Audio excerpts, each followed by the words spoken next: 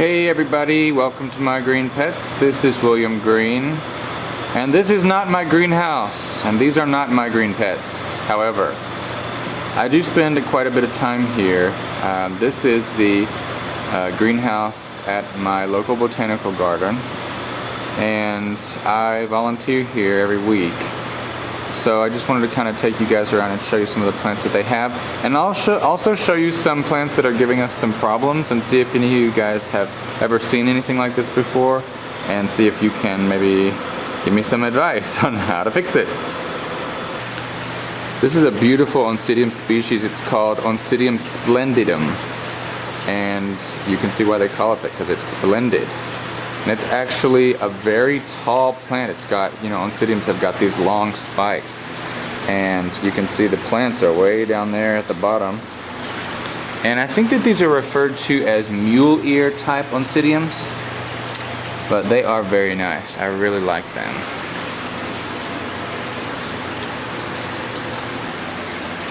This is a popular Cattleya hybrid. It's a Cattleya hybrid jewel box, and then the clonal name is Dark Waters, and it has a beautiful, beautiful red color. Now I know these are just a bunch of white Phalaenopsis, but I love this one especially because the flowers are huge. I don't know what variety it is, but man, they are enormous. Love these guys.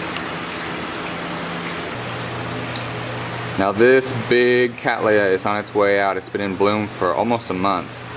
This is Betty Ford, and the clonal name is York. And it has a wonderful fragrance, and it is a huge plant. We need to divide it actually. But it is very, very nice. You might recognize this little guy. This is the pineapple. This is the top of the pineapple fruit that I grew this summer, and I cut the top off and I brought it over here so that its legacy may live on.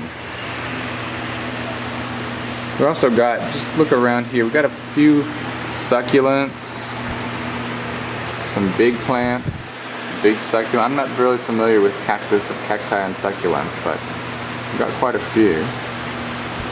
Really nice one here. And then we also have some little fruit trees. These are like little bitty oranges. That's cool.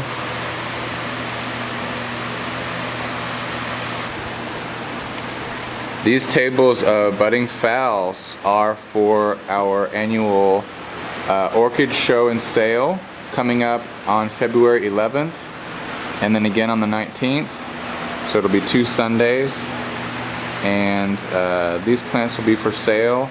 And I think that there will be also some plants for sale from the collection, but I think it's going to be just kind of an ask, basis. Like for example, the vanilla. By the way, this is the vanilla that my vanilla video was made with a few years ago, and it's been cut way, way back because it was growing all over the greenhouse. But they've also taken divisions of it, so. Those divisions are going to be available at our sale on February 11th and 19th. But if you're not able to come, maybe you could get in touch with me and I could arrange for you to be able to have something mailed to you. Of course, when the weather improves. Right now it's very cold and snowy outside. Not good for shipping orchids.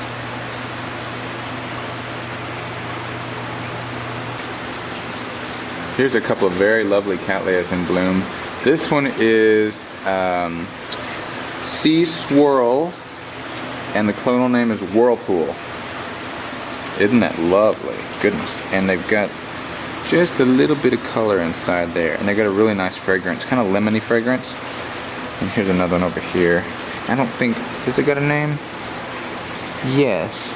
What's it called? Maya's Radiance. Certainly a nice one there.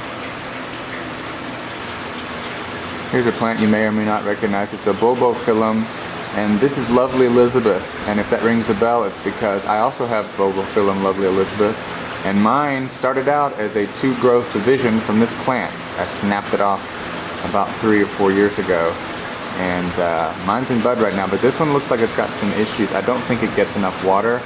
I don't think it's in the right potting medium. We're gonna have to work on this guy and get him back up to health. Lots and lots of growth though, but I don't think it's getting enough water. The bulbs are kind of shrunken. One group of orchids that I don't have any of in my collection are these, the dendrobiums. And there's a few over here. I think they're all the same kind of dendrobiums, just kind of different colors. But yeah, really nice ones. I like this one. It's kind of got white lines around the flowers. And we kind of have some pink ones over here. Also very nice. And there's actually a lime green one, I think, over here getting ready to bloom. Another white one. It's nice. Here's that green dendrobium I was looking for a minute ago. Really nice color. Green flowers are cool, I think.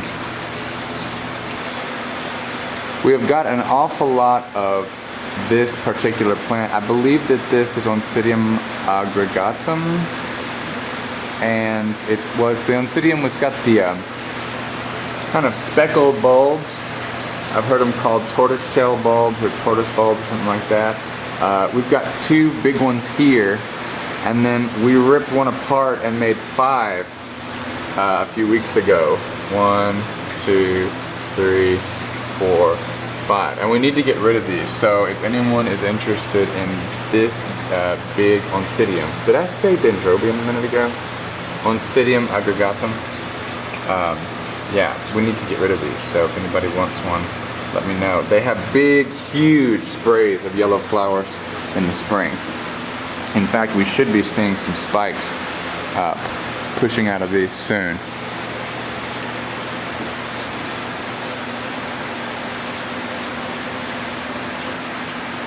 We also have several of these Cattleya hybrids. It's a jewel box dark waters.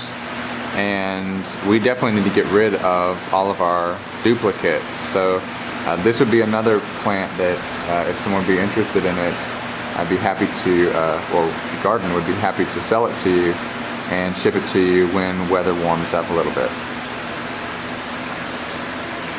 Pretty.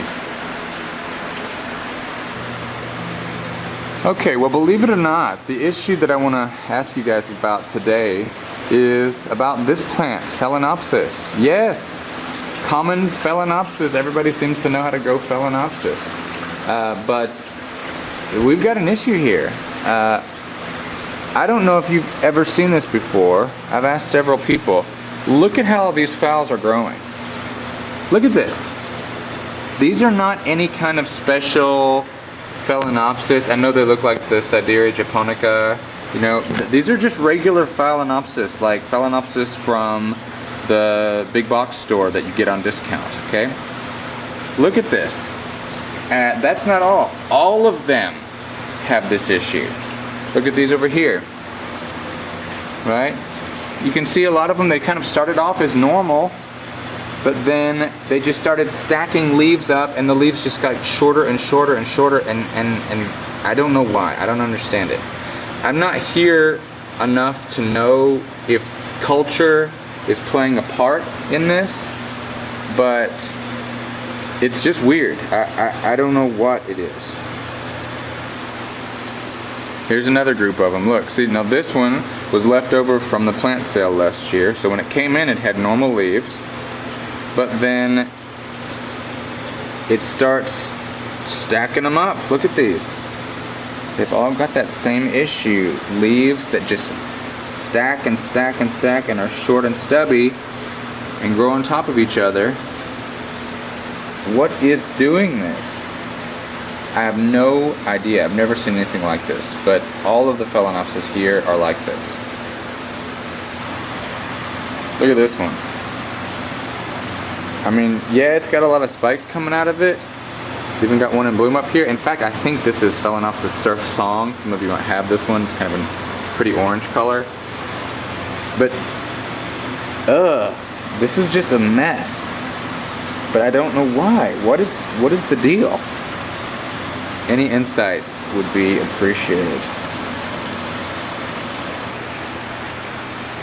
You know, when I spend time in here, I often look around and think that, man, it would be nice to have a greenhouse, but at the same time, the maintenance, the cost, the work that it takes to keep even a small greenhouse like this up. I mean, small, relatively small for a botanical garden. It's not that big.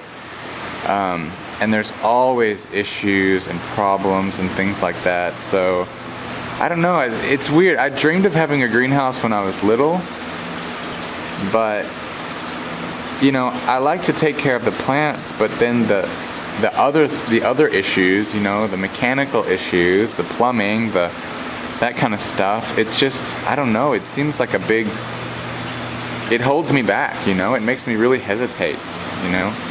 So it's good that I can come over here and kind of benefit from this greenhouse environment without having to be too involved in the upkeep and maintenance of it. You know, I've often thought about, you know, maybe I should just do a whole career change and try to get a job at a place like this where I'm just caring for plants all day. And I don't know, kind of volunteering here is giving me a chance to kind of see what that would be like. And it's weird, you know, when things are a hobby and when things are your job, it's different. It's so different, you know. And I've heard people say things like, you know, I used to love to draw, but then, you know, I became a graphic artist and I have to draw every day for a living, and I hate it now, you know. And I'm just wondering if something becomes a job, will you still love it?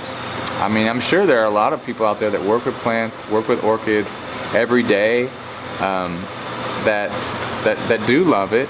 But then I've also had people that work in the kind of orchid industry, and their first words to me were, keep it a hobby.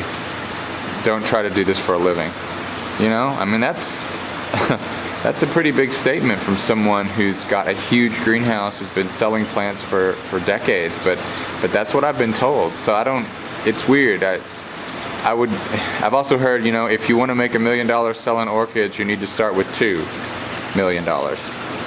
So it does, you know, it's interesting. I'd be interested to hear, you know, your comments on that and what it is to do something like this for a living versus, you know, for as a hobby. All right, well, it looks like the sun's about to go down, so I need to get out of here before it gets dark. But thank you guys for joining me today. I hope that it's been kind of an interesting change from the routine. I'll be back tomorrow or Sunday with a update on my green pets, my collection. And so until then, leave me a comment. I'm interested to hear your thoughts. See you next time, guys. This is William Green. Bye-bye.